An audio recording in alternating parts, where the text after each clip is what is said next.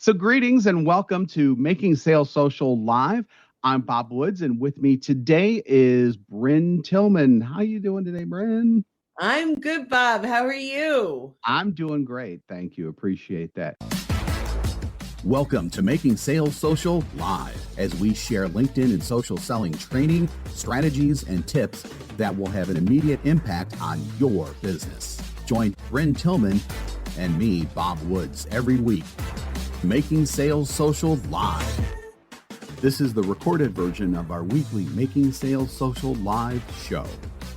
So if you were with us last time on Making Sales Social Live, we talked about following people on LinkedIn. So that's, it's essentially the same type of thing. When you follow someone on Twitter, you follow someone on Instagram, like that type of thing. If you want to know more, go back and listen to that one. Today, though, we're going to take the next step and address who you should actually connect with, and maybe just a little bit about who you may not want to connect with as well. So we kind of built here at Social Sales Link 3 kind of general categories or frames of mind that most people have when it comes to connecting with people on LinkedIn. And the first one, which actually is an our phrase, this was created like a long time ago on LinkedIn. In fact, it's not even used as much, but the mindset is still there. It's called the LIONS. So LION stands for LinkedIn Open Networker. Open Networking. I was trying to remember LION. the old. Yep. LinkedIn Open Networker. Actually, I had read somewhere that members really tried to push this early on in LinkedIn to make the LION mentality the way that LinkedIn should work. But LinkedIn pushed back a little bit, which I'm glad about. Yeah, so that's actually why whenever you see on LinkedIn and they say, only connect with people within, you always get that phrasing, basically. I believe that that's like a pushback on LIONS, because that was really prevalent like way back when, especially, I know you have a phrase for it, Bryn. I call it baseball card collecting. Everybody just went, oh my God, I got to connect with everyone because they just wanted to see their numbers in terms of connections. So that's the first one. Obviously, there's two more. I'd love to just chat about these three real quick. The first thing, before I kind of jump into all three, which Bob already talked about the first one, but I'm going to kind of rephrase this. In some of what we talk about here at Social Sales Link is about treating people on the other side of the message the same way you would if they were on the other side of the table. So let's think about how we would connect with new folks, a conference, a trade show, a business card exchange. So the first one, this LinkedIn Open Networker, LIONS on LinkedIn, is a mentality of connecting with everyone. It doesn't matter.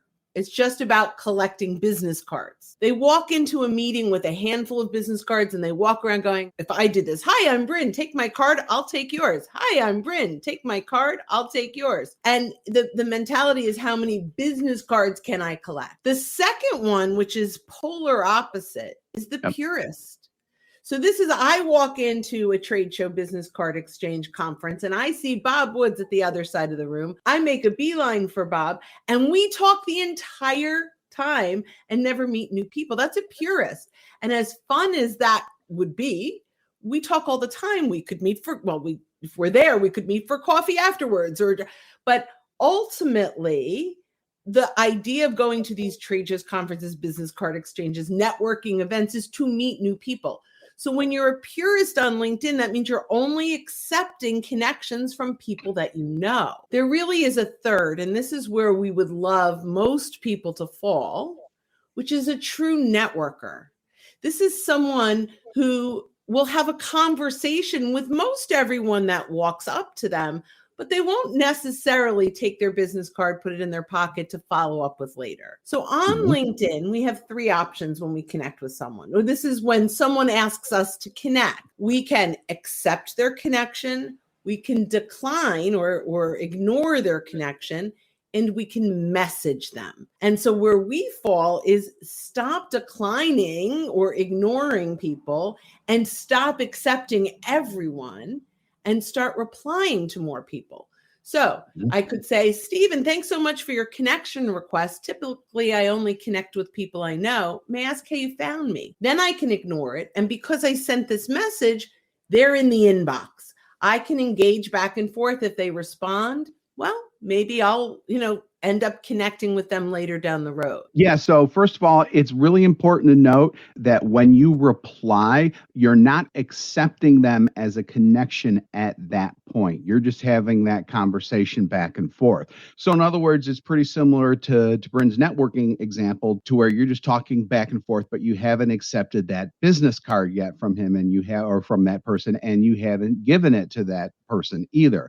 So just because you start something back and forth with someone who has asked you to connect, when you reply, doesn't mean that you have connected with them at that point. Because they've asked you to connect with them, you have the power to ultimately accept or ignore. Absolutely. I love that. So here's the danger of having connected with everyone, because a lot of people say, well, what's the difference? Well, there's a few things. Number one, there is this level of using LinkedIn to see who in your network can help you gain access to decision makers and influencers. And they may be asking you to help them gain access to influencers and decision makers for them. If we don't have a connection with those folks, it's going to take us so much more time, so much more energy, and it will be way less effective. Now, the next question people ask is, well, should I just disconnect from all those people? Looking to up your LinkedIn game? The Social Sales Link team has you covered with our LinkedIn Sales Accelerator, a guided social selling program that includes training, coaching, and so much more. Visit socialsaleslink.com/in for more details. Again, that's socialsaleslink.com/in. And the answer right now is no. So it's like, okay, so maybe you took their business card, stuck it in a pocket, never looked at it again, maybe put rubber bands around them and stuff. Let's take them out. Some of them may be worthwhile having a conversation with. So Absolutely. Take inventory, right? Take inventory of those connections that you just accepted. Boom, boom, boom. I've got all these people. And start conversations with people that it makes sense to have conversations with, which could be your clients, your prospects, or even referral partners over the years. So kind of think of it like this. Your network is worth protecting. I think that's what a lot of this comes down to, especially because you don't want someone who may be sketch or something like that, who you accepted a long time ago, going into your network because you've opened your network up to your first degree connections, because you want to have those conversations. But if you have that conversation with someone you're not sure about, it's like, it gets awkward and everything else. So that's why you want to make sure that the person who you ultimately accept that connection request from is someone that you really do want to be connected with. But like Bryn said, don't get rid of your old ones necessarily. That's when you go in and you take inventory of your connections. And we've talked about that in previous episodes to see if they're worth reaching out to. And, some of those old people, you may want to have new conversations with them too. Absolutely. Yeah. That's entirely possible as well. Yep. So just one more thing I want to throw in on the reverse side, when you're asking someone to connect with you, make sure you're including a message every single time. There's 3 reasons. Number one, they're more likely to accept your connection request when you have a message. Number 2, when they do accept your connection request, you now go into their inbox with your message. So there's a better shot for both you and for them in following up, because it's not just an accepted connection request. There's an inbox message, right? There's a message for us to respond to. And number 3, in a couple of years from now, when you want to reach out to them because maybe they're connected to someone that you want to meet, or you want to have a conversation with them, you can see what got you to connect. So there are times where I'll connect with someone because they simply engaged on my content, and there's someone I'd like to have in my network. So by saying, thank you so much for engaging with my content, I had a chance to look at your profile and I'd love to invite you to be part of my network. If you're open, please accept this invitation. Now, when I go back and I'm like, did I meet them in person? I have a record of how we connected. And so when I go back out to have, to start the conversation, I can almost remind them of why we connected. Exactly. That's great. So speaking of those messaging and messages, I've got just a couple of short tips for people who, when you get those messages in from people wanting to connect with you, assuming that they've sent a message, obviously, and you're like, oh, I'm not so sure.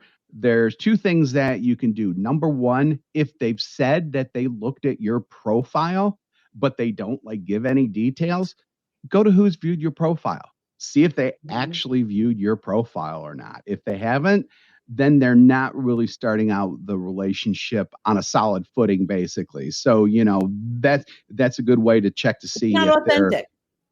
authentic, sincere, the whole thing. And speaking of authentic and authenticity, you have to watch out for automation. So this is when people feed your names into an automated system, and the system goes out and just starts, asking for connections, stuff like that. Now, people can send notes with that, but what happens is this automation will draw stuff out of your profile and then put it into the note. The problem is, and this happens to me a lot. I don't know if it happens to you, Bren, but if you get a connection note and it refers to like an old job that you had, like 5, 10, 15 years ago, or just something else where it's like, I did that so long ago, or that's just weird. Why is that in there? You may want to think twice about connecting with that person, because that person is using automation and that's not authentic. Yeah, sometimes I'll get a message back. So I'll reply without accepting. Thanks so much for your connection request. May I ask how you found me? And they'll respond in like 30 seconds. That's also a key. That's also a key trigger. Yep. Yeah. And they'll say, thanks for the connection request. Typically, we work with clients just like you to do this, this, or this. And just be aware, like there is no human being behind that. And the whole point of LinkedIn is to have this online networking opportunity. So don't engage with those folks. And another thing that I saw and I responded to today was someone sent me a message that I ignored because it was a pitch. And then they said, I'm bringing this to the top of your feed. Did you have a chance to read my email, to my message? It was automated because when I did respond, it sent me a calendar link to set up a time with them. But my response was, I don't typically respond to connect and pitch. I'm not interested. And they got excellent. We're really looking forward to having a conversation with you. Here's a link. And I went, oh my gosh, it's so broken. So to Bob's point, we want to make sure that what we are doing is authentic. It's relationship building, and that we're having conversations with people and not prejudging completely, but not accepting them completely either. Exactly. This was fun. This was definitely a lot of fun. So just want to thank you again for joining us on Making Sales Social Live. If you're with us live on LinkedIn right now, we do these every week, so keep an eye out for our live sessions. If you're listening to us pre-recorded on our podcast and you haven't subscribed already, go ahead and hit that subscribe or follow button. If you want more information about all of our podcasts, because we have a separate one where we interview people in sales, marketing, business, and a lot of more areas, go to socialsaleslink.com/podcast. Again, that's socialsaleslink.com/podcast. And if you are listening via podcast, drop a like and a rating if you could, please. We'd appreciate it. And when you're out and about, make sure that you're making your sales social. Exactly. And authentic too. Dang it. Be authentic. Thanks, everyone. Have a great day. Bye-bye. Don't miss an episode. Visit socialsaleslink.com/podcast. Leave a review down below. Tell us what you think, what you learned, and what you want to hear from us next. Register for free resources at linkedinlibrary.com. You can also listen to us on Apple Podcasts, Spotify, Stitcher, and Google Play. Visit our website, socialsaleslink.com, for more information.